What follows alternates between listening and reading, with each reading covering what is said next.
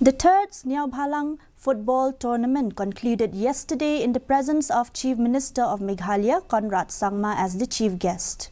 The final tournament was held in between Nongkro SC versus Sopho SC. Nongkro SC has beaten Sopho SC by 2-0.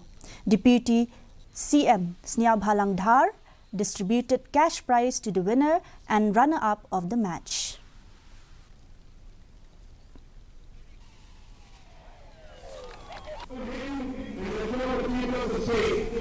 That we will be 100% behind this target.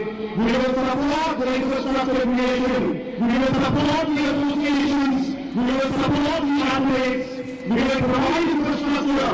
We will provide games like these so that our youth are able to excel in the sports.